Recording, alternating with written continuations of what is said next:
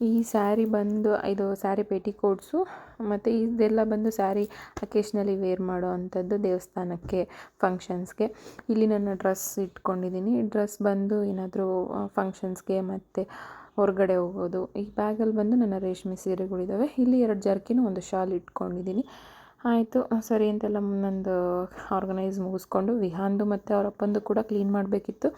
ಸರಿ next day ಮಾಡೋಣ, ಒಂದೇ ದಿನ ಬೇಡ ಬರ್ಡನ್ ಆಗುತ್ತೆ ಅಂತ ಹೇಳಿ ಮುಗಿಸ್ಕೊಂಡೆ. ಅಷ್ಟೊತ್ತಿಗೆಲ್ಲ ಈವ್ನಿಂಗ್ ಆಗಿತ್ತು. ಏನಾದ್ರು ಸ್ನ್ಯಾಕ್ಸ್ ಮಾಡೋಣ ಅಂತೇಳಿ ಮೊಳಕೆ ಕಟ್ಟಿದೆ ಹೆಸ್ರು ಕಾಳು. ಸರಿ ಅಂತ ಮೊಳಕೆ ಉಸ್ಲಿ ಮಾಡೋಣ ಅಂತ ಹೇಳಿ ಮಾಡ್ತಾಯಿದ್ದೀನಿ. ಅದ್ರ ಜೊತೆಗೆ ಏನಾದ್ರು ಸ್ವೀಟ್ ತಿನ್ನಬೇಕಂತ ಅನ್ನಿಸ್ತಿತ್ತು. ಜಾಮೂನ್ ಕೂಡ ಮಾಡಿಕೊಂಡು ಆಯಿತು.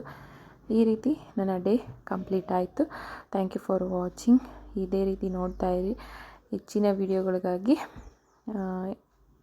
ಕಾಯ್ತಾ ಇರಿ. Thank you.